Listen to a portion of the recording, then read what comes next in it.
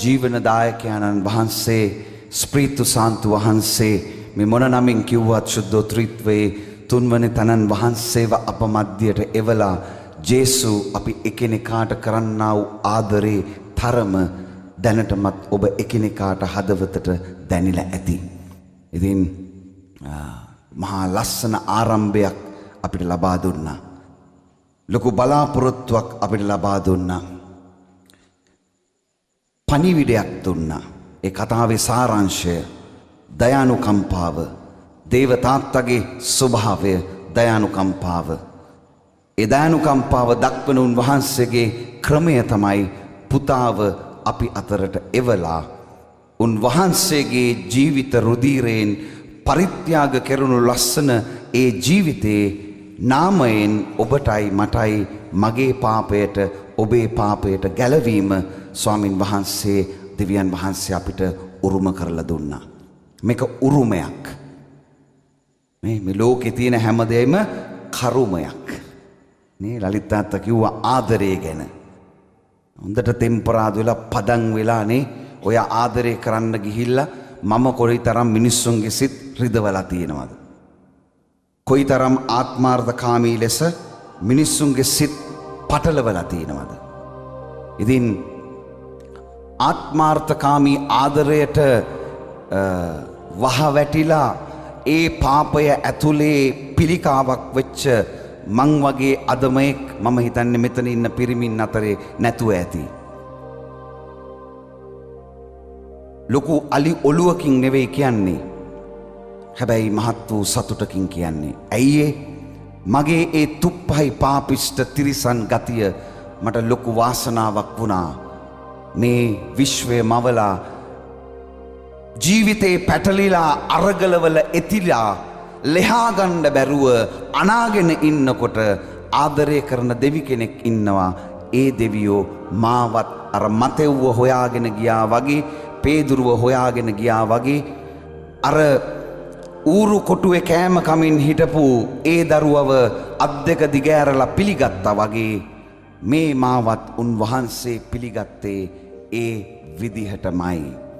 ඌරු කොටුවටත් එහා ඌරු වලේ අසූචි කකා හිටපු මට උන්වහන්සේ දක්වපු සෙනෙහසේ එක සලකුණක් තමයි අම්මේ තාත්තේ අද මේ ගහම්බීර වේදිකාවේ ශුද්ධාත්මයන්න් වහන්සේ සුසුමානෝ ජීවිත පෙරලන මේ පින්වත් මේ සුවිශුද්ධ වේදිකාවේ හිටගන්න මට වාසනාව උරුමය ලැබෙන්නේ ඒ දයානුකම්පාවේ දෙවියන් වහන්සේ නිසයි. මගේ හොඳකමක් නිසා නෙවෙයි. ඉතින් අපි කවුරුත් ධර්මිෂ්ඨ නෑ අම්මේ තාත්තේ. කිසිම කෙනෙක් ධර්මිෂ්ඨ නෑ. අපි දුබලයෝ පෞකාරයෝ. ධර්මිෂ්ඨ සැබෑ වූ එකම දෙවියන් වහන්සේ ජේසු සුවිශුද්ධාත්මයන්න් වහන්සේ පමණයි. එහෙනම් අපි කොහොමද මෙතනට සුදුස්සු වෙන්නේ? මේ වේදිකාවේ හිටගෙන සාක්ෂියක් දරලා ඔබේ හදවතට යම් ස්පර්ශයක් වන්නට අපේ ජීවිත කතාව දෙවියන් වහන්සේ වැදගත් කළේ ඇයි? මේ වේදිකාවට නගින හැමෝම ගැන සඳහන් කරද්දී ජීවිතයේ එක්තරා යුගයක ඊ타ත්ම අසරණ තැනක අසරණ වෙලා හිටපු පුද්ගලයෝ. ලලිත් තාත්තා පැහැදිලිවම කිව්වා මිනිස් සමාජය, ඒ කියන්නේ ඔබේ මගේ සමාජය මේ පාපිෂ්ඨයන්ව ප්‍රතික්ෂේප කරනවා. සමහර විට වෙනස් වෙනකොට වෙනස් වුණා කියලා පිළිගන්නේ නැතුව පාපය ඇතුලේ හංවඩු ගසමින් ඒ පුද්ගලයාව ඒ පාපිෂ්ඨ ජීවිත කාලකන්නිකම තුල සිර කරලා තැබීම මිනිස් සංහතියේ ස්වභාවය. සමහර විට ස්වාමි පුරුෂයා වෙනස් වෙනකොට බිරිඳට මේක විශ්වාස කරන්න බෑ. සැකය තවමත් ඇය ඇතුලේ නිසා ස්වාමි පුරුෂයාගේ උත්සාහය පිළිගන්න සමහර බිරින්දෑවරු ලැහැස්ති නෑ. බිරිඳ වෙනස් වෙන්න හදනකොට ස්වාමි පුරුෂයන්ට මේක වැටහෙන්නේ නෑ, විශ්වාස නැහැ. දරුවෝ වෙනස් වෙනකොට දෙමව්පියන්ට සැකයි. ඒ නිසා හැමදාම හැම කෙනෙක්ම කොතන හරි තැනක හැම තත්පරේම අසරණයි, පීඩිතයි. දැන් මොකද කරන්නේ? කාදිහාද බලන්න. බලන කෙනා අපිව ප්‍රතික්ෂේප කරනවා. ඉතිහාසය මතක් කරලා මූ මේ වගේ එකෙක් කියලා තන කී යනවා. දැන් මොකද කරන්නේ? අපිට විරුද්ධව අපේ පාපිෂ්ඨකමට විරුද්ධව අම්මේ තාත්තේ කවුරු හරි කෙනෙක් අපිට බනිනවා නම් සතුටෙන් එය අපි පිළිගනිමු. අපේ පාපිෂ්ඨ ජීවිතේ විපාකය හැටියට දෙවියන් වහන්සේගේ දෑතින් ඒ අපිට බනින ප්‍රතික්ෂේප කරන අපේ නමට ගරහන අපි තුවාල කරපු කෙනා අපිව තුවාල කරද්දී අපි එයාට කරපු පාපය නිසා ඒකෙන් මට ඇතිවෙන සිත් වේදනාව නිසා මම මොකද කරන්නේ? මම දේව දයාවෙන් පිරීලා මගේ ජීවිතේ තව ආකල්පමය වෙනසකට ඇතුළාන්ත වෙනසකට ජීවිතයේ දෙවියන්ව අත්දකින තැනකට වෙනසකට මම ඇතුළෙන් යන්න නිගමනයකට මම එන්නට ඕන. ලලිත් තාත්තා පැහැදිලිව කිව්වා මේ දෙවියන් වහන්සේගේ දයානුකම්පාව අපි හොයන්නේ නැති වෙලාවේදී අපි අසරණව දුබල වෙලා පාපිෂ්ඨ කමින් විසිරිලා නැති වෙලා ඉද්දී මේ දයානුකම්පාව අපිව හොයාගෙන එනවා. සමහර වෙලාවට ඔබවත් අම්මේ තාත්තේ අනන්ත වාරයක් හොයාගෙන ඇවිත් ඇති. සමහර විට ඔබ සොයන දේ ඔබට ලැබුණේ නැති නිසා ඔබව සොයාගෙන ආපු දෙවියන්ව ඔබට ගොඩක් වෙලාවට මග හැරෙන්නට ඇති. ඉතින් මේ වගේ රාත්‍රියක් කදිම අත්තුදව්වක් මොකටද? ටැංකියේ පෙට්‍රල් ටික අඩුවේගෙන යනකොට වාහනයක් පදවන හැමෝම දන්නවා ඒ මීටරේ කට්ට දිහා බලලා දැන් ෂෙඩ් එකට අල්ලන්න වෙලාව හරි කියලා. ඇයි ඒ? ෂෙඩ් එකට අල්ලලා ඩීසල් පෙට්‍රල් ටික ගහගත්තේ නැත්නම් කොච්චර වටිනා වාහනයක් වුණත් බෙන්ස් එකක් වෙන්න පුළුවන්, BMW වෙන්න පුළුවන්, ලෑන්ඩ් ක්‍රූසර් වෙන්න පුළුවන්, ලැම්බෝගිනි වෙන්න පුළුවන්, මයිනර් එකක් වෙන්න පුළුවන්, බජාජ් පල්සර් එකක් වෙන්න පුළුවන්. ඔය මොකක් වුණත් පෙට්‍රල් ටික ටැංකිය හිස් වෙච්ච ගමන් ඒක පාර අයිනේ නතර වෙනවා. මේ ශුද්ධාත්ම එකතු වීම මේ ආලේපිත එකතුව අපිට වැදගත් වෙන්නේ අම්මේ තාත්තේ අපෙත් පෙට්‍රල් ටැංකියක් තියෙනවා ආත්මය කියලා. ඕක දුබල වෙලා හීන වෙලා වැහිලා ගියොත් දෙවියන් වහන්සේගේ දයානුකම්පාව මේ ඇස් දෙක ඉදිරිපිටින්ම වැහිලා යනවා. දෙවියන්ව දැනෙන එක දැනෙන්නේ නැතුව යනවා. දන්නවද රත්තරන් අම්මේ තාත්තේ මේ සුසුමානයන්න් වහන්සේ ජීවිතේට ජීවනයක් බවට ඇතුල් වෙලා මාව උන්වහන්සේ පරිපාලනය කරලා පාලනය කරන තැනට උන්වහන්සේට මම ඉඩ දීලා ශුද්ධාත්ම ගින්න ඇතුලේ මම ජීවත් වෙනකොට කෙටියෙන් කිව්වොත් ශුද්ධාත්මයන්න් වහන්සේ මා තුළ ඉන්නවා නම් මට ඕන තරම් දුක් විඳින්න පුළුවන්. ඕන තරම් දුක් විඳින්න පුළුවන් ශුද්ධාත්මයන්න් වහන්සේ ජීවිතේ ඉන්නවා නම්. ඒකට කදිම නිදසුන අපේ ස්වාමීන් වහන්සේ ජේසු උන්වහන්සේකින් පස්සේ නේ පියතුමිනි කැසියස් ලොන්ජිනස් ගැන කවුරුත් කතා කරන්නේ නැහැ. ශතාධිපතිය මතකද? හෙල්ලෙන් ඇන්නා ජේසුට මැරුණද කියලා බලන්න. ජේසුව කුරුස යන ගහපු රෝම හමුදාවේ නායකයා ශතාධිපතියා නම කැසියස් ලොන්ජිනස්. හෙල්ලෙන් ඇන්න ගමන් උන්වහන්සේගේ රුධිරයයි වතුරයි අද රෑ ඔබට ලැබෙන්න යන්නේ මට ලැබෙන්න යන්නේ ඒ ආලේපනයයි රාත්‍රි මෙහෙයේදී. රුධිරේ මොකටද? පාප සමාවට. මේ දයානුකම්පාව ගැන හරි අමිල පෙළගැස්මක් ලලිත් තාත්තා කරලා අපිට ආරම්භය අරන් දුන්නේ අම්මේ ඒ විශ්වාසයට.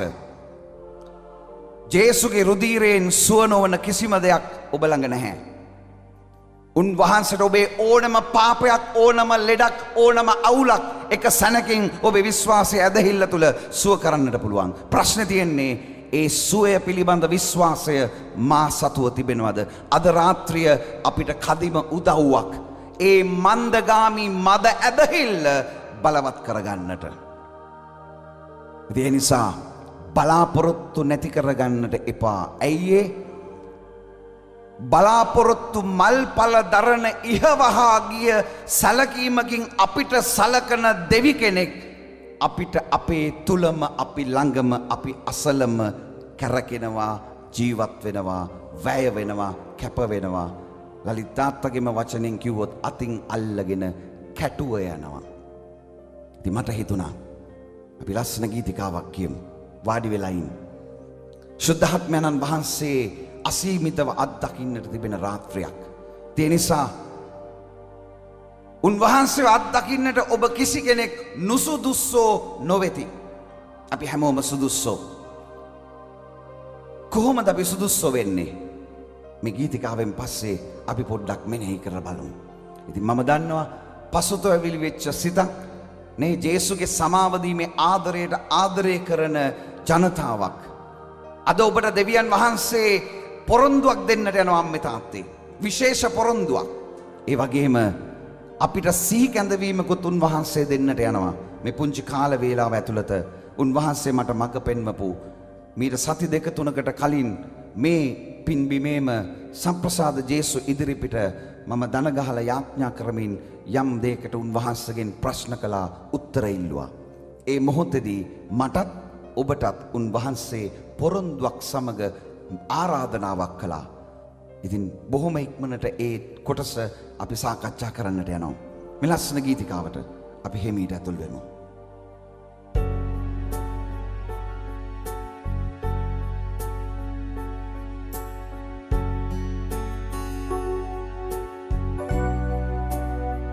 මේ ලෝතලේ ශුද්ධතුම් නිස්සි හැසිරේ.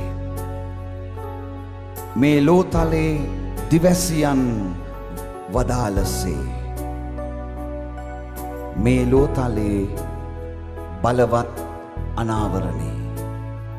දෙවිදුන්ගේ මහිමේ දියෙන් පිරි සයුරසේ.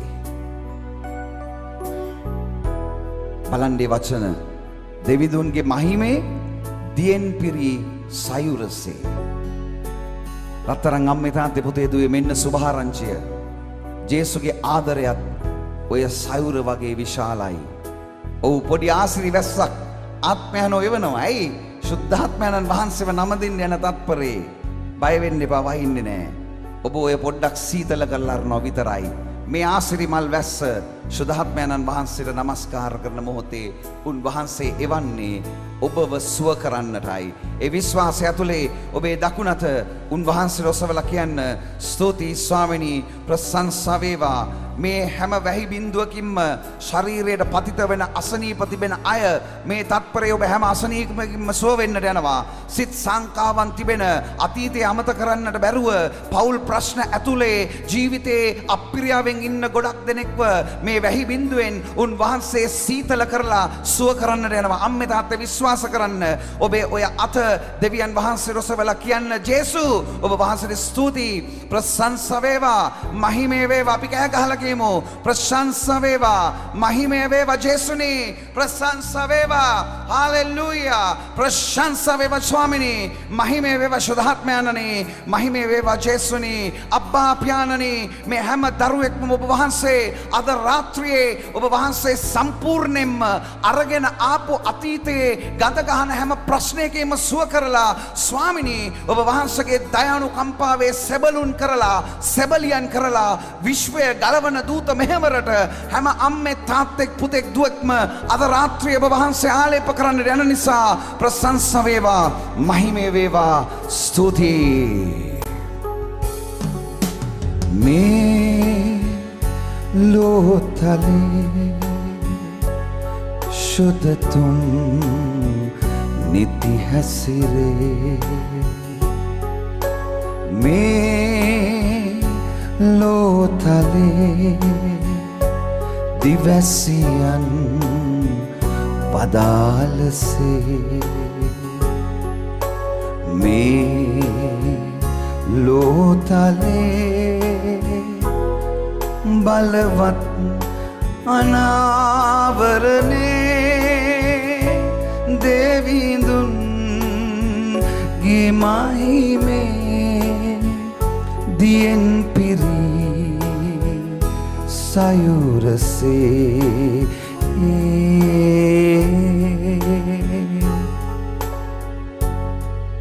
මහිමෙ පිරුණු දියෙන් පිරුණු සයුරේ ජලබින්දු දෙක තුනක් උන්වහන්සේ දැන් ස්වර්ගයෙන් ඔබ අතරට එව්ව අම්මේ තාත්තේ.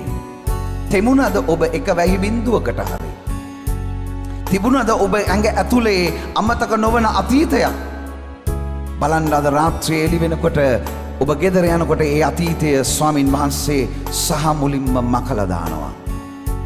මෙතන ඉන්නවද යම්කිසි කෙනෙක් තමන්ගේ ජීවිතේ ඒ කාලකන්නිකම නිසා, අදමකම ගති නිසා, කිසි කෙනෙක් තමන්ට සමාව නොදෙන අසරණකම නිසා, තමන් පාපිෂ්ඨයෙක් කියලා දේව ආදරේනොත් ඈත් වෙන්න උත්සාහ කරන කෙනෙක් වැටුණද වතුර බින්දුවක් ඇඟට? ස්වාමින් වහන්සේ ඔබේ හදවත සම්පූර්ණයෙන්ම බයිපාස් කරනවා මේ තාත්තේ. සම්පූර්ණයෙන්ම වෙනස් කරනවා. ඒ අතීත මතකයන් තිබිච්ච සිත මනස ස්වාමින් වහන්සේ මේ මොහොතේ ඔපරේෂන් කරලා බයිපාස් කරලා අයින් කරනවා. දයානුකම්පාවේ අලුත් හදවතක් මේ මොහොතේ ශුද්ධාත්මයන්න් වහන්සේ ඔය දිය බිඳුවත් එක්ක ඔබට ස්ථාපිත කළා. විශ්වාස කළා, අත්දකලා දකුණත ඔසවලා උන්වහන්සේට කියන්න, ස්තුතියි ස්වාමිනී, ස්තුතියි ශුද්ධාත්මයන්නි, ස්තුතියි අබ්බා තාත්තේ, ස්තුතියි අබ්බා තාත්තේ, ස්තුතියි ආදර ජේසුනි, ස්තුතියි ශුද්ධාත්මයන්නි. ඔබට මහිමය වේවා, ප්‍රශංසා වේවා, ස්තුතියි ප්‍රශංසා වේවා.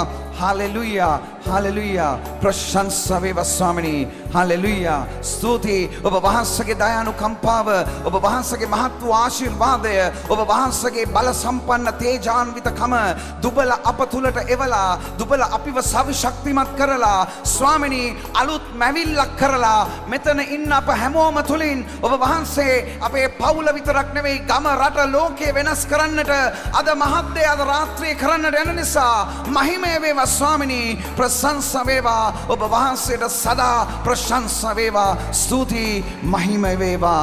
හලෙලුයා. මා හද තුලේ සුදතුම් නිති හැසිරේ. ඒ වචන යන්න දෙන්න හදවතට.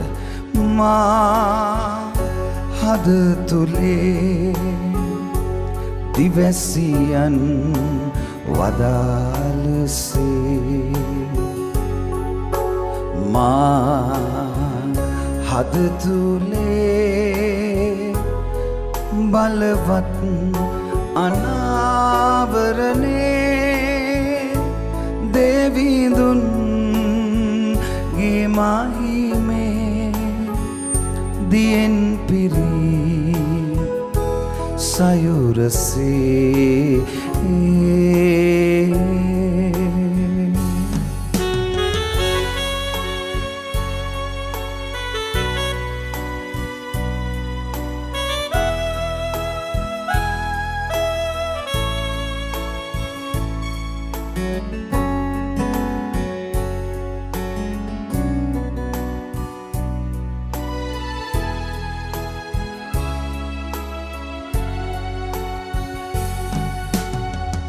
දැන් අප අතරේ සුදතුම් නිති හැසිරේ. අපේ දකුණත පපුර තියාගමු. දැන් අප අතරේ දිවැසියන් වදාළසේ, දැන් අප අතරේ බලවත් අනාවරණේ දෙවිඳුන්ගේ මහිමේ දියෙන් පිරී සයුරසේ. අපි ගයමු. දැන් අප අතරේ, දැන් අප අතරේ සුදතුම් නිති හැසිරේ, සුදතුම් නිති හැසිරේ. දැන් අප අතරේ, දැන් අප අතරේ දිවැසියන් වදාළසේ, දැන් අපතරේ දැන් අපාතරේ බලවත් අනාවරණේ බලවත් අනාවරණේ දෙවිඳුන්ගේ මහිමේ දියෙන් පිරි සයුරසේ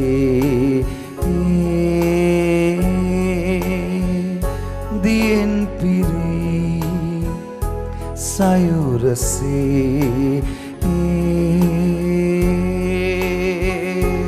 දියෙන් පිරි සයුරසේ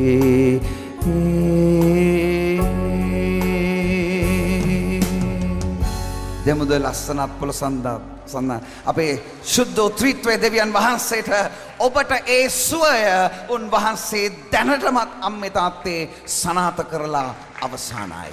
අද රාත්‍රිය අඳුරේ අධිපතින්ට හරි වදයක්. ඇයි ඒ? ආත්ම ගැලවීම දෙවිය ජේසුට ජීවිතේ පූජා කරන්න පැමිණි මේ දහස් ගානක ජනතාවගෙන් ඇතුලෙන් හදවතෙන් නික්මන ආලේපනේ සෙනෙහස නිසා ඔබේ හිතෙත් අපි එකිනෙකා ගැන ඇති වෙලා තිබෙන දයානුකම්පාව නිසා එක සාතන්ගේ රාජ්‍යයෙන් ඌට නැති වෙලා යනවා. ඒ නිසා අපිට පේනවා මේ දහස් ගානක හදවත්වල තිබෙනා වූ ඒ දේව සෙනෙහසේ ආදරේ උණුසුමේ ඒ ගතිය නිසා අද එක පැත්තකින් සාතන් අසරණ වෙලා අන්ත වෙලා බලාගෙන ඉන්නවා. අතාරින්න එපා මේ තාත්තේ. මේ යක්ෂයාගේ ස්වභාවය තමයි පුළුවන් තරම් අපිව උගේ මායම් වලින් රවට්ටලා අපිව නොමග ඇරලා දෙවියන් වහන්සේ ගැන තිබෙන අපේ අචල විශ්වාසය ආදරය අපෙන් නැති කිරීම. ඉතින් දුක් වෙන්නට එපා. ආත්මයන්න් වහන්සේ ඔය යකාට වඩා බලවත්. ජේසු ඔය යකාගේ හැම මායමක්ම මරලා ඉවරයි. ඒ නිසා ශක්තිමත් වෙන්න, බය වෙන්න එපා කියලා 400 වතාවක් ශුද්ධ බයිබලයේ දෙවියන් වහන්සේ ලියලා අපිට ආරාධනා කරන්නේ ඒ නිසා. බය කියන්නේ යක්ෂයාගේ ප්‍රබල ආයුධයක්. බය වෙච්ච ගමන් කලකිරිලා අපිව විනාශ කරන්නට ඌට ඉඩ දෙනවා. ඉතින් අපි අතරේ ශුද්ධාත්මයන්ෝ බලවත් දේ කරන්නට යනවා අම්මේ තාත්තේ. ඉතින් මම ඔබට කිව්වේ ඒකයි. මේ වේදිකාවේ ඉන්න මම සුදුස්සෙක් නෙවෙයි. කිසිසේත්ම. උන්වහන්සේගේ දයානුකම්පාවේ සාක්ෂියක් අම්මේ තාත්තේ මම. උන්වහන්සේ මට මේ කැඳවීම දුන්නෙත් අන්න ඒ ආදරයේ කැඳවීමත් එක්කයි. 2007 අගෝස්තු 28 වෙනිදා රෑ උන්වහන්සේ මට කතා කළා. මගේ බිරිඳත් එක්ක මම ඒ දේව මෙහෙය තිබිච්ච පිට්ටනියට යනකොට මම හිටියේ මගේ බිරිඳගේ හදවත විනාශ කරපු පුද්ගලෙක්. ඇයට සැනසීමක් කියලා දෙයක් හදවතේ තිබුණේ නැහැ මන් නිසා. මගේ ලොකු දුව මගේ දෙවෙනි දුව මේ අත්දැකීම අහලා තියෙන අය දන්නවා. එයාලා අසනීපයි. ඇදුම රෝගයක් තිබුණා සුව නොවිච්ච. හැම සතියෙම 3-4 වතාව දොස්තර ළඟට අරගෙන යන්නට ඕන. ඇයි ඒ? ගෙදර අම්මා තාත්තගෙන් කන ගුටි බැට නිසා. මේ කටින් අහපු කුණු හරප ඒගොල්ලන්ට ඇහිච්ච නිසා. අම්මා හූල්ල අඬනව දැකලා පපු කැනත්ත ඇතුලේ ඒ දරුවන්ට ඒක දරා ගන්න බැරුව හිටියා. මුළු ගැන්විලා අඬ හිටියේ. සමහර විට ඒ අයට මනුස්ස මට්ටමින් බලාපොරොත්තුවක් නැති වෙලා තියෙන්නේ නැති.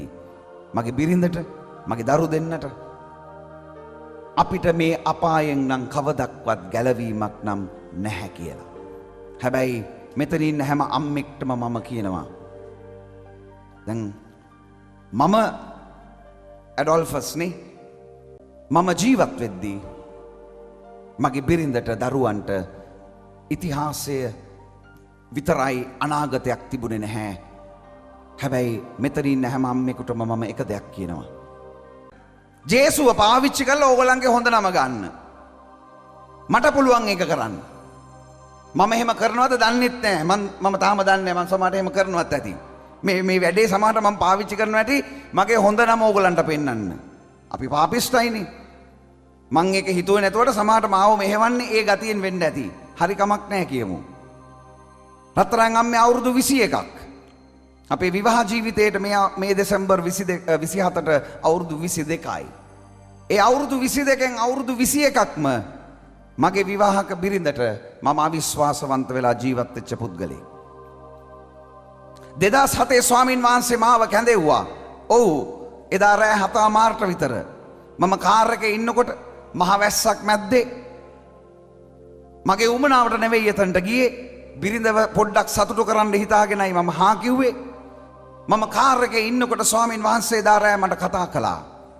ඉතින් 1985 මේ සුද්ධාත්ම ගමනට ඇතුල් වුණා කිතුදන පුබුදුව තුල. අපි ඔක්කොම ආවේ එතනින්. උන්වහන්සේ සුද්ධාත්මයන් වහන්සේගේ හඬ ඇහෙන යම් හැකියාවක් දැනීමක් ඇඟේ දාලා තිබුණා. ඒක වාසනාවක් වුණා 2007 දී. ඇයි ඒ? ස්වාමින් වහන්සේ අර පාපිෂ්ඨ කාර් එකේ ඉඳද්දී උන්වහන්සේ දා මට කතා කරපු හඬ මම ඔබත් එක්ක බෙදාගෙන තියෙනවා. What are you doing inside your car, my child? Come outside. I'm going to wash and cleanse you your outer sins with this rain, and I'm going to cleanse and purify you with my precious blood. ඊළඟට උන්වහන්සේ කිව්ව එක තමයි වැදගත්ම එක. And I'm going to anoint you and appoint you to be a witness to my forgiving love. මොනවද පුතේ car එක ඇතුළේ ඉඳන් ඔබ කරන්නේ? එන්න එළියට 2007 අගෝස්තු 28 රෑ 7:00 මට ඇහිච්ච හඬ. අගෝස්තු 28 කාර් එකේ මගේ බිරිඳගේ අම්මත් එක්ක ගිහිල්ලා හිටියේ නීච අදම තිරිසන් බොරු වංචාකාර සල්ලාල මිනිහෙක්. මගේ හැම තප්පරයක්ම මම ගෙව්වේ මගේ ආශාවට. මට බිරිඳගේ සතුට ගැන තැකීමක් තිබුණේ නෑ. මගේ දරුවන් ගැන සතුට ගැන මට තැකීමක් තිබුණේ නෑ. මට තිබුණේ ඒ හැම කෙනෙක්වම කොහොමද මගේ සතුට මම පාවිච්චි කරන්නේ. ඒ අරමුණ විතරයි මට තිබුණේ. මට ඕන දේ මම කළා. මගේ බිරිඳට මං ඕන තරම් අභියෝග කරලා තිනවා. ඔව් ඇයි තමුසේ මොනවා කරන්නද? මං කරනවා තමයි. පුළුවන් නම් නතර කරනවා. එහෙම තමයි අභියෝග කළේ. එදා ජේසු මට කතා කළා. කතා කරලා කිව්වා පුතේ උඹේ ඔය එළියේ තියෙන කුණු ටික එදා වර්ෂාව මම ඔබව හොදනවා. ඇතුලේ කුණු අන්න සුභාරංචිය. ඔන්න රත්තරන් අම්මේ තාත්තේ අරගෙන යන්න ලෝකෙට. ජීවිතේට විශ්වාසයක් නැතුව, තමන්ගේ පාපිෂ්ඨ ජීවිතේට ගැලවීමක් නැතුව, තමන්ට සමාවක් පිළිබඳව හීනයක්වත් නැති මිනිස්සුන්ට ගිහිල්ලා කියන්න ගැලවීමට ඖෂධයක් තියෙනවා. ඒ බෙහෙත ගත්තු කෙනා සුව වෙන්නේ නිකන් ශාරීරික ලෙඩ රෝග වලින් නෙවෙයි අම්මේ තාත්තේ. මුළු ඉතිහාසෙම සුව වෙනවා. තාත්තා කිව්වා මුළු අනාගතේම සුව වෙනවා. මට කිසිම හේතුවක් තිබුණේ නැහැ ජීවිත වෙනසකට. මම එදා ඒ ග්‍රවුන්ඩ් එකට ගියේ බිරිඳගේ සන්තෝෂෙට. හැබැයි එදා ජේසු මට කතා කළා. කතා කළ උන්වහන්සේ මොකද්ද කිව්වේ? මම ඔබේ ඇතුලේ කුණු. ඒ කියන්නේ මම මීට කලින් මෙතනදී සාක්ෂි දරද්දී මම කිව්වා වසර 14ක් 2007 වෙනකම් වසර 14ක් මහා අපායක මගේ බිරිඳ ජීවත් වුණා. 2007 ඉඳලා 2015 ඔක්තෝබර් 31 වෙනකම් ඒ අවුරුදු ගානම ස්වර්ගයක පාට පෙනිච්ච අපායක් ඇතුළේ හිටියා. දෙකම අපායන්. ඇයි ඒ 2007 සුදු බයිබලයේ අතට ඇවිල්ලා සුදු ෂර්ට් එක ඇවිල්ලා ප්‍රශංසාව නමස්කාරය මෙහෙවන කෙනෙක් වුණාට අර කරගෙන ආපු පාපිෂ්ඨ ගති එකක්වත් අඩුුනේ නෑ. ඒව එහෙමමයි. හැබැයි බිරිඳගේ ඇස් පැටලුණා. බයිබලයේ නිසා සුදු වැඳුම නිසා මට යාව ටිකක් වැඩිපුර රවට්ටන්න පුළුවන් වුණා. එච්චරයි වුණේ. ජීවිතේ වෙනස් වුණේ නෑ. හැබැයි අත ඇරියෙත් නෑ. මම ජේසුව අත ඇරියේ නෑ. මේ ශරීරයේ මොන විදිහට ප්‍රශ්න ඇති කළත්, මොන තරම් මිනිස්සු මාව අතහැරලා ගියත්, මට සාප කළත්, මම ඇතුලෙන් ජේසුව තදින් අල්ලගත්ත. ඇයි මම ඉතිහාසය දන්නවා. ආබ්‍රහම් දිහා බලන්න. මොනවද දෙවියන් වහන්සේ ආබ්‍රහම්ට කිව්වේ? මගේ පුතේ නුඹේ පියාද මවද පියාගේ ගෘහයද නුඹගේ නෑදෑයන්ද අතහැර. මතක තියාගන්න බිරිඳව අතහරින්න කිව්වේ නෑ. දැක්කනේ? ඒක හොඳට අපි මතක තියාගන්න. බිරිඳට අතවත් තිබ්බේ නෑ. එයාවත් අරන් යන්නයි කිව්වේ. පියාද මවද පියාගේ ගෘහයද නෑදෑයන්ද සියල්ලම අතහැර බිරිඳ ඇර. ඒ නිසා මේ ලෝකේ අපිට අතහරින්න පුළුවන් හැමදේම එකක් දෙවියන් වහන්සේ ඉඩ දීලා නැහැ. මොකද්ද? ගහගත්ත බේරේ, බැඳගත්ත බේරේ. ඕක මැරෙනකම්ම ගහන්න වෙනවා. ඒක කඩන්න බෑ. ඒක කඩාගත්තොත් ඉවරයි, විනාසයි. ස්වර්ගයේ කෙලින්ම ගේට්ටු වැහෙනවා. තාත්තලානේ පුරුෂ පක්ෂය මේ ගැන පොඩ්ඩක් වගකීමෙන් හිතන්න. අද ස්වාමින් වහන්සේ ලොකු අනාවරණයක් අපිට දෙනවා. ඒ නිසා එතනදිත් එහෙමයි. ඊට පස්සේ ජෝබ්ගේ ජීවිතේට එන්න. ජෝබ්ගේ ජීවිතේ මොකද උනේ? යක්ෂයා දෙවියන් වහන්සේගෙන් අවසරයක් අරගෙන ඇවිල්ලා ජෝබ්ගේ ඉස්සල්ලාම සේසත නැති කරනවා. නේ? හරක බාන ඔටුවෝ ටික ඔක්කොම ටික නැති කරලා දානවා. පළවෙනි පියවර. දෙවෙනි පියවර මොකක්ද උනේ? දරුවෝ ටික ඔක්කොම ගෙයක් ඇතුලේ ඉඳද්දි කඩා වැටිලා දරුවෝ ඔක්කොම මැරිලා ගියා. එතනදිත් බිරිඳට මුකුත් උනේ නෑ. දැක්කද? දෙවියන් වහන්සේ එතනදිත් ඒ සම්බන්ධකම ආරක්ෂා කළා. ඇයි ඒ? මම එක් කරපු දේ කිසි කෙනෙකුට වෙන් කරන්න බෑ. යක්ෂයාටත් බෑ. එහෙනම් වෙන් වෙනවා කියන්නේ ඔබ යක්ෂයාට අවසර දෙනවා ඌට බැරි දෙයක් ඌට කරන්න. ඒකේ ප්‍රතිවිපාක දත්මිටි කෑමයි වැළපීමයි පමණයි. අද ගොඩක් සමාජය දුක් විඳින්නේ අම්මේ තාත්තේ මෙන්න මේ පාපය නිසා. අද දෙවියන් වහන්සේගේ සරණය, පිළිසරණය, දයානුකම්පාව වැහිලා ගිහිල්ලා මිනිස්සුන්ගේ ජීවිතවල. ඇයි ඒ දික්කසාදය කියන පාපිෂ්ඨ සාපය අද සමාජයේ වල්බිහි වෙලා, ඒක සාධාරණය වෙලා, උසාවිය අනුමත කරලා දෙවියන්ට වඩා ඉහළින් නියෝග දීලා දෙන්නෙක්ව වෙන් කරනවා. මිනිස්සුන්ට පුළුවන් තාත්තා කිව්වා වගේ යුක්තිය ඉටු කරලා සාධාරණයක් කරන්න ඒ දෙන්නගේ තියෙන ගති පැවතුම් එක්ක. හැබැයි ඉහළ ගිවිසුම අහෝසි වෙන්නේ නෑ. මම මගේ බිරිඳට ගොඩක් ගරු කරන්නේ අද මෙතන ඉඳලා ඒ නිසා. මගේ නැති වෙලා මට විනාශ වෙන්නට ගිය මගේ සදහතන ජීවිතය, ඇගේ උණුසුම් දයානුකම්පාවේ සිත, දෙවියන් වහන්සේගේ දයානුකම්පාව මට දකින්න මිහිපිට මට ඉන්න හොඳම තැනැත්තා මගේ බිරිඳයි. ඇයි ඒ? අවුරුදු 21ක් තිස්සේ මගෙන් කාපු ගුටි බැටවලට, කුණුහරුපවලට, කරපු තුප්පහි වැඩවලට අත ඇරලා යනවනම් 100 වතාවක් යන්න ඈට සාධාරණ අවස්ථාවන් තිබුණා අම්මේ තාත්තේ. හැබැයි ඇය තෝරාගත්තේ දේව අම්මවයි. දේව අම්මත් එක්ක අඬ මේ පාපිෂ්ඨ ස්වාමි පුරුෂයා වෙනුවෙන් ඇය යාඥා කළා. මම මෙතනින් අහනවා රත්තරන් අම්මලගෙන්, අත උස්සන්න එපා, හිත උස්සලා උත්තර දෙන්න. මෙතනින් අම්මලා කී දෙනෙක් ඔබට දුන්නු ස්වාමි පුරුෂයා වෙනුවෙන් දවසකට එක නමෝ මරියක් යාඥා කරනවද? දෙවියන් වහන්සේට ස්තුතියි කියලා. ස්වාමිනී, මේ දුන්නු මේ මනුෂ්‍යයා වෙනුවෙන් මම ඔබට ස්තුති කියනවා. ඔහුගේ දුබලකම් වලට ඔහුට සාක්ෂිය වෙමින්, ඔහුට සහාය වෙමින් ඔහුගේ දුබලකම් වලින් මිදෙන්න ස්වාමිනී, ඔහුව රැකගෙන ශක්තිමත්ව ගෙනියන්න ඉවසීම මට දෙනවට ස්තුතියි ස්වාමිනී කියලා කවුද යාඥා කරන්නේ? කවුද යාඥා කරන්නේ?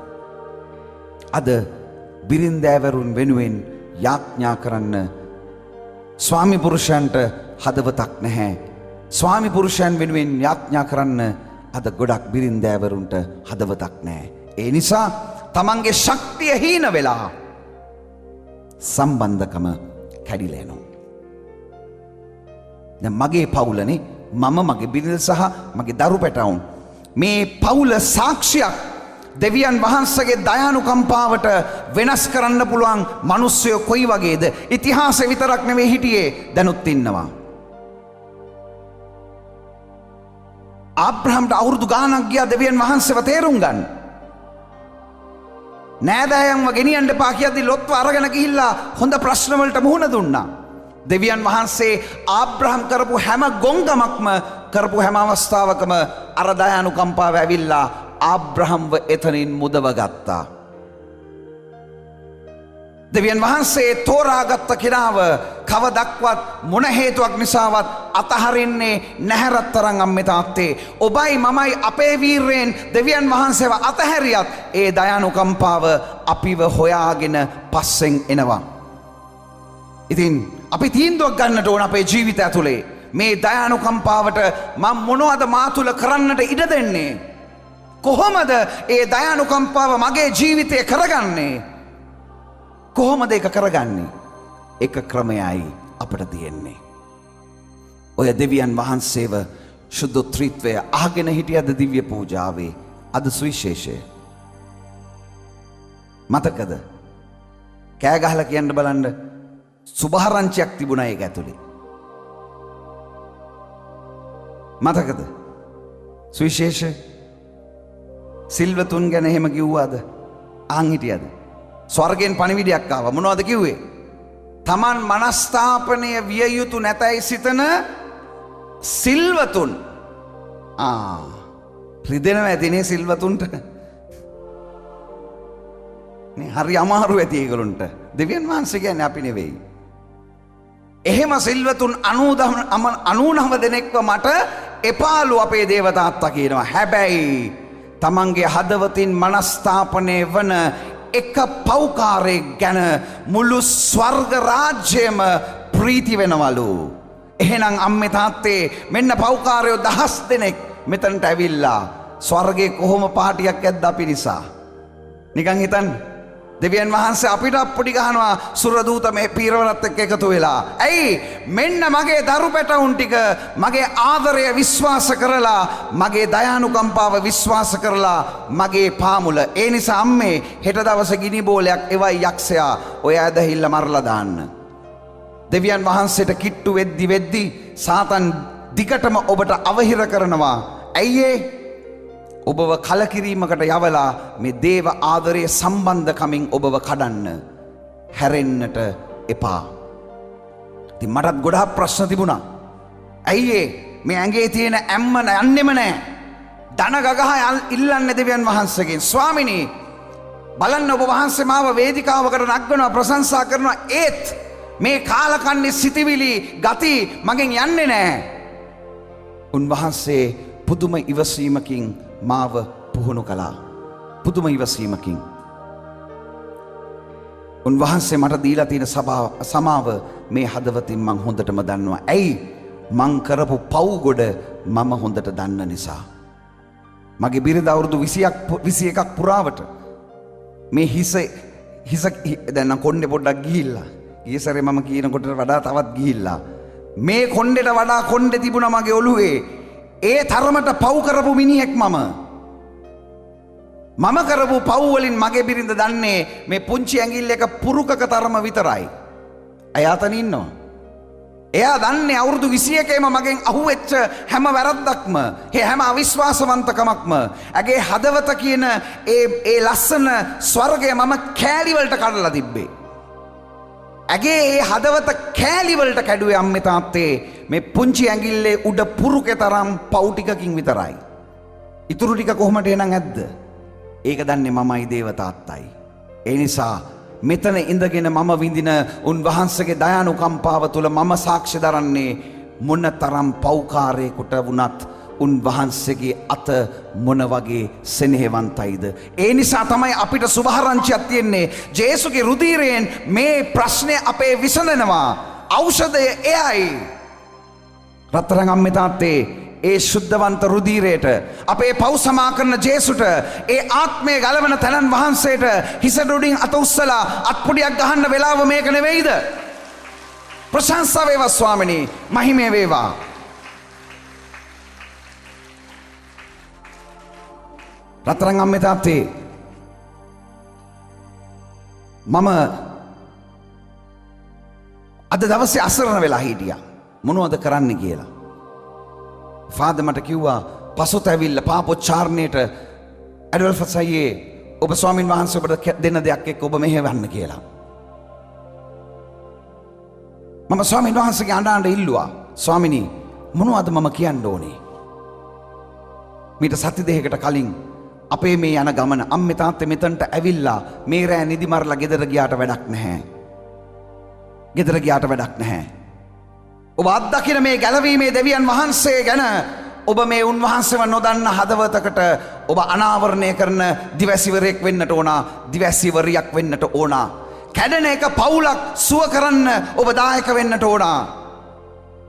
ජීවිතේ කලකිරිලා විවාහ ජීවිතය අතහරින්න දෙන අම්මා කෙනෙක්ව ළඟින් අතින් අල්ලගෙන එයත් එක්ක අවුරුද්දක් දෙකක් තුනක් 100ක් හරි කමන්නේ ඉඳලා විවාහය රැකගන්න යට උදව් කරන්නට ඕන. ඇයි? පොතක් පිරෙන්න පොරොන්දු දෙන දෙවියන් වහන්සේ ඒ අම්මටත් ආදරෙයි. ඒ අම්මා දන්නේ නැහැ. ඒ තාත්තා දන්නේ නැහැ. අද උදේ වැඩසටහනක් තිබුණා ඉස්කෝලේක. අම්මලා කී දෙනෙක් ඇවිල්ලා කතා කරලා ඇඬුවද? තාත්තලා කී දෙනෙක් ඇවිල්ලා අපිත් එක්ක කතා කරලා ඇඬුවද? කවුරුත් කාටවත් නොකිව්වට හැමෝම හදවතින් මාර විදියට අඬනවා. ඒ ඇඬීම දරාගෙන ඉන්නේ මෙතනට ඇවිල්ලා පෙට්‍රල් ටික ගහගන්න මේ ජනතාව විතරයි. රත්තරන් අම්මේ ඒ එපිට ඉන්න මිනිස්සුන්ටත් අයිතියක් නැද්ද මේ ආදරයක් දකින්න?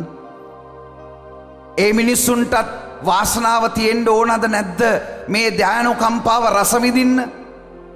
එහෙනම් පොට්ටයෝ වගේ අන්ධයෝ වගේ ඒ ඉන්න මිනිස්සුන්ගේ ඇස් පාදන්න ඕනේ කවුද? දෙවියන් වහන්සේද? දෙවියන් වහන්සේ ඔබේ මගේ ඇස් පෑදුවේ අපිට ගිහිල්ලා ඒ මිනිස්සුන්ගේ ඇස් පාදලා දෙවියන්ව දකින්න සලස්වන්න රත්තරන් අම්මේ තාත්තේ. ඒ නිසා මෙතන අහගෙන ගිහිල්ලා හෙට මම නිදාගත්තා නම් මේ දිවැසිවරේ කිසිම තේරුමක් නැහැ. මේ රාත්‍රියේ නිදි මරණ එකේ කිසිම තේරුමක් නැහැ. සුද්ධාත්ම ආලේපනය ලැබීමේ කිසිම තේරුමක් නැහැ. ඔබ ඒක ඔබේ පෙට්ටගමේ දාලා ලොක් කරගෙන ඔබේ බූදලයක් හැටියට තියාගෙන ඉන්න හදනවා නම් රත්තරන් අම්මේ තාත්තේ ජේසු කියන්නේ සුද්ධ ත්‍රිත්වයේ දෙවෙනි තනන් වහන්සේ, දෙවියන් වහන්සේ. ඔබගේත් මගේත් පාපිෂ්ඨ ජීවිතය ගලවන්නට මෙන්න තනන් වහන්සේලා තුන් දෙනා සාකච්ඡාවක් කරලා පුතාව එව්වා අපේ ගැලවීමට මේ ලෝකෙට.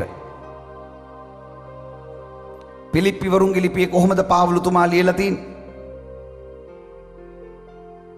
ජේසු දේවත්වය තමන් විසින් බදාගෙනම තබාගත යුතු වස්තුවකයි නොසිතා.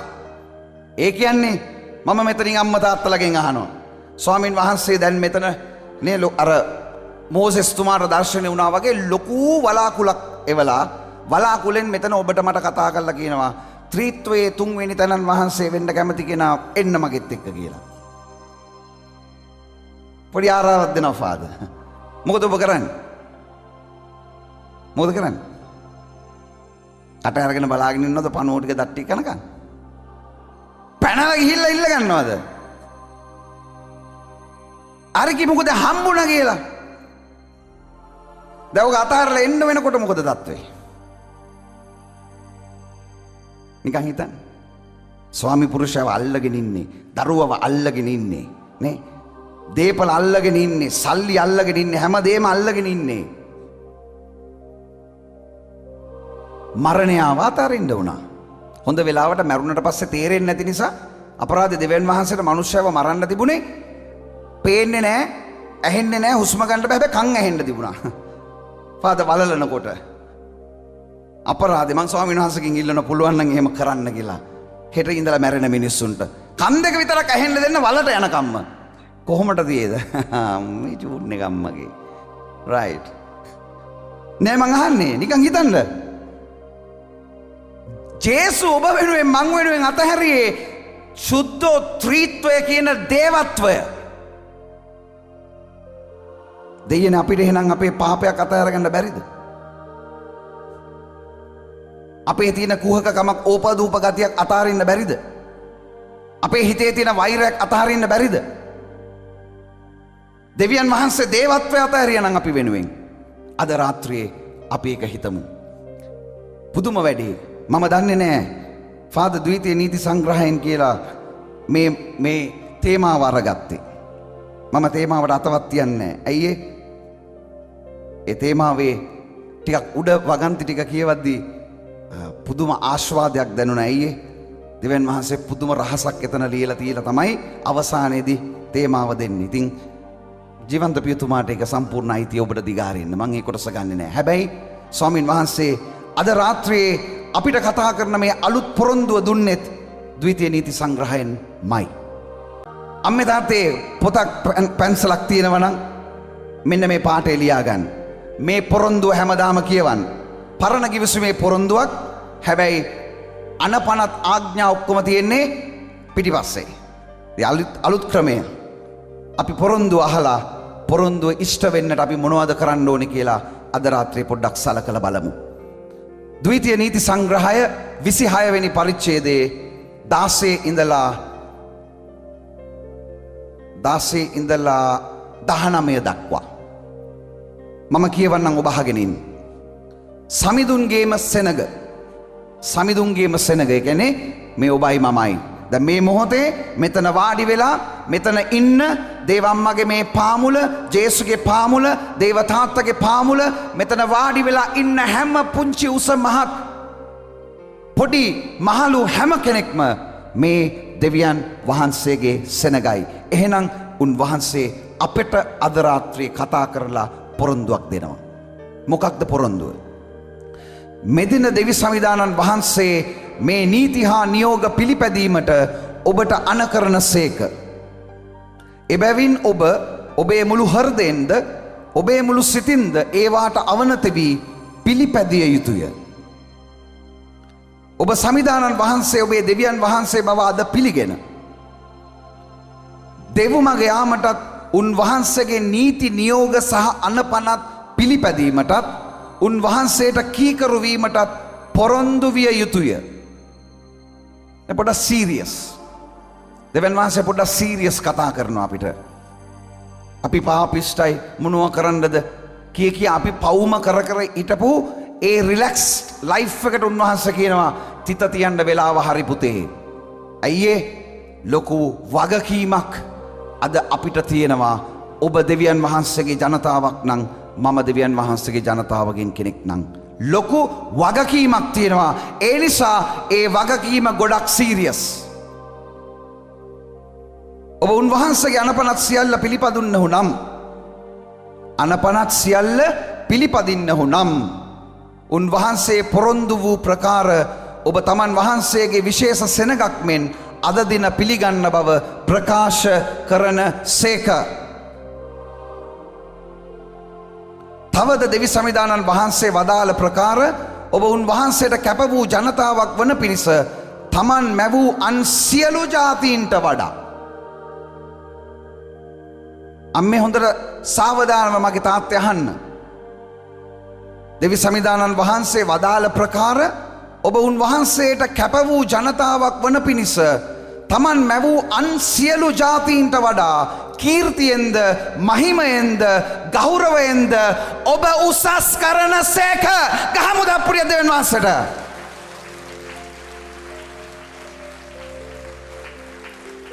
ලෝක ජීවත් වෙන හැම මිනිස්සෙක්ම දෙවියන් වහන්සේගේ මැවිල්ල රත්තරන් අම්මේ තාත්තේ. ඒත් අද රාත්‍රියේ ඔබට මට උන්වහන්සේ කියනවා ඒ හැම ජාතියකටම වඩා උන්වහන්සේ මහිමයෙන් ගෞරවයෙන් ඔබව මාව උසස් කරන්නට යනවා. හැබැයි ප්‍රශ්නයක් තිබුණා පොරොන්දුව දෙන්නට කලින්. නීති නියෝග පිළිපදින්නටම ඕන කියලා උන්වහන්සේ පොඩි යෝජනාවක් දැම්මා. මොනවද මේ නීති හා යෝජනා? රත්තරන් අම්මේ තාත්තේ සුදු සභාව විතරයි සුදු බයිබලයේ හැම වචනයක්ම අරගෙන කියවීමටයි දේශනාවටයි පාවිච්චි කරන්නේ. ඇයි මම එහෙම කිව්වේ?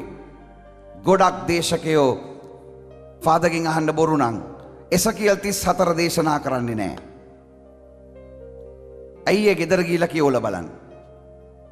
එසකියල් 34 කියවෙච්ච කෙනෙක් කවදාවත් එඬේරෙක් වෙන්න දඟලන්නේ නැහැ. ඇයි ඒ එඬේරෙක් වෙන්න කැමති කෙනෙක් ඉන්නවා නම් එසකියල් 34 කියවන්න. හැමදාම බැටළුවෙක් වෙලා ඉඳී ඊට පස්සේ. ඇයි දෙවියන් වහන්සේත් එක්ක සෙල්ලම් බෑ. තෝරාගත්ත කෙනාට ප්‍රෙෂර් එක වැඩි. එයාට සෙල්ලම් දාන්න බෑ. නොදන්න කෙනාට අනුකම්පාව දයානුකම්පාව ඉහවහ ගිහිල්ලා තියෙනවා. දන්න කෙනා වැඩේ ඇනුවොත් භූමිකම්පාවක් තමයි එතන සිදු වෙන්නේ. ඒ නිසා සෙල්ලම් දාන්න බෑ. අපි ඒ නිසා මොනවද මේ නීති හා නියෝග? රත්තරන් අම්මේ තාත්තේ පුතේ දුවේ සුදෝ පාවුලුතුමා තීතස් කියලා පොතක් ලිව්වා. ඒ පොතේ තමයි ස්වාමින් වහන්සේ ගැඹුරින් අද රාත්‍රියේ අපිට කතා කරන්නේ මේ අනාවරණය ගැන.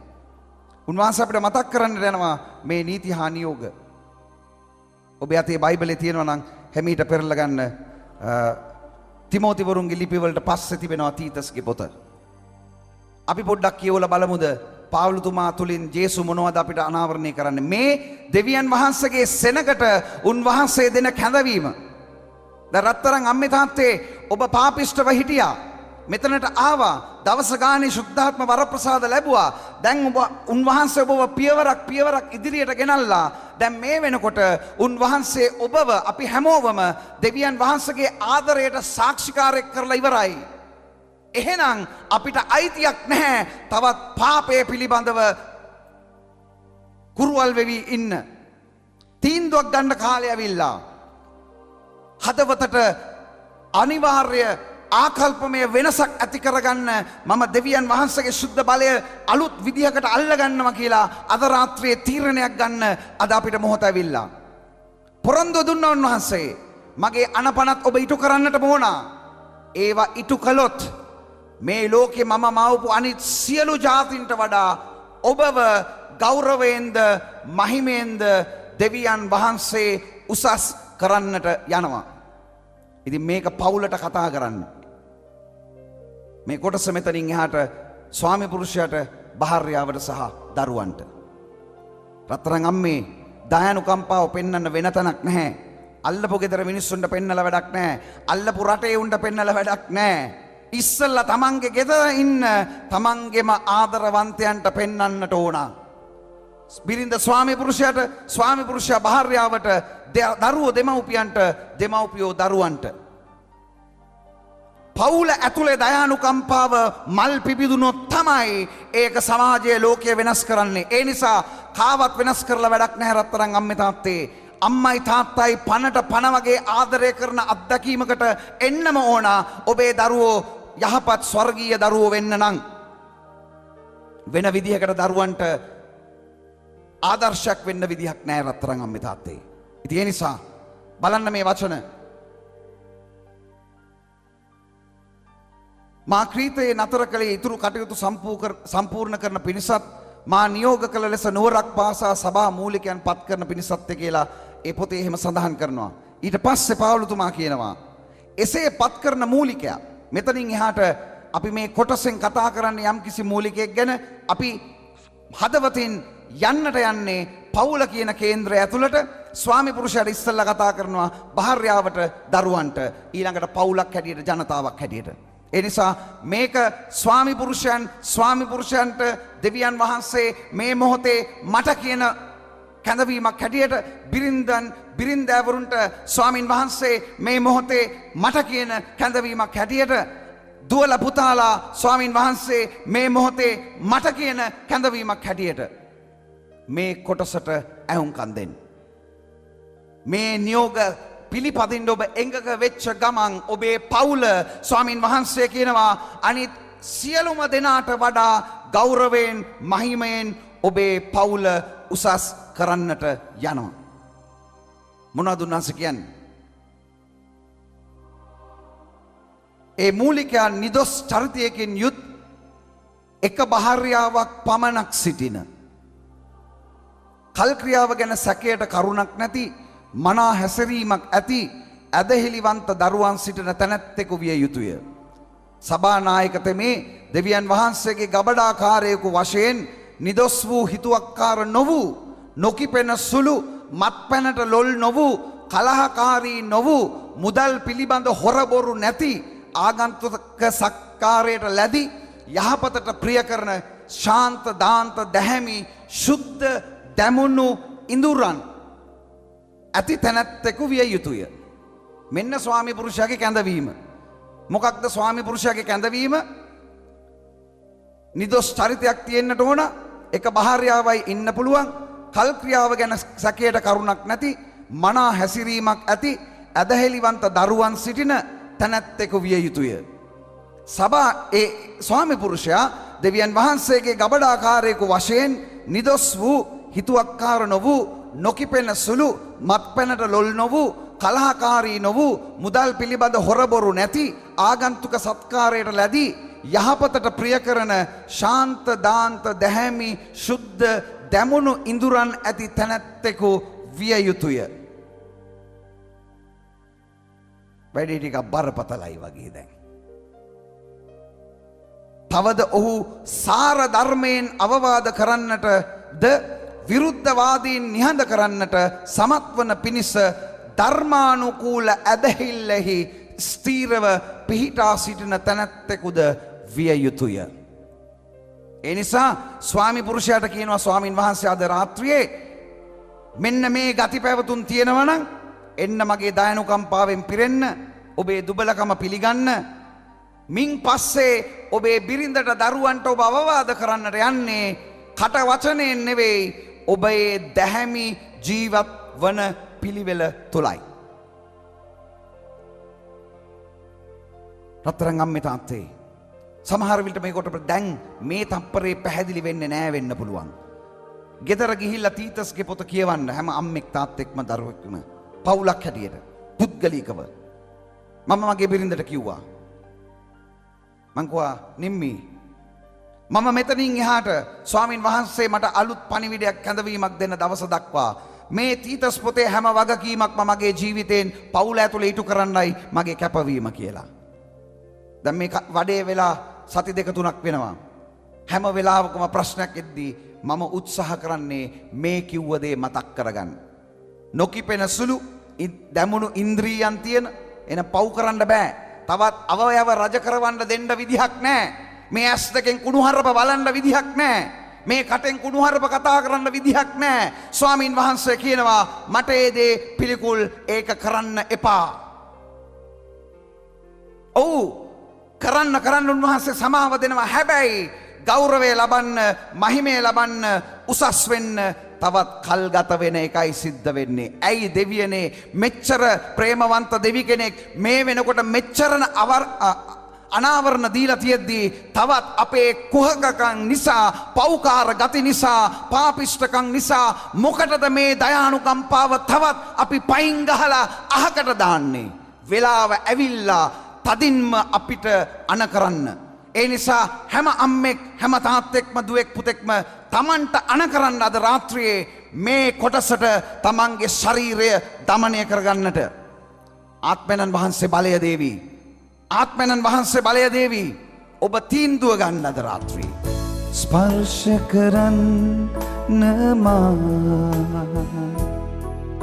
සුදාත්මයා නනී ස්පර්ශ කරන්න මා දෙවෝත්මයා නනී පුරවන්න මා ඔබගේ බලෙන් සුදාත්මයා නනී පුරවන්න මා ඔබගේ බලෙන් සුදාත්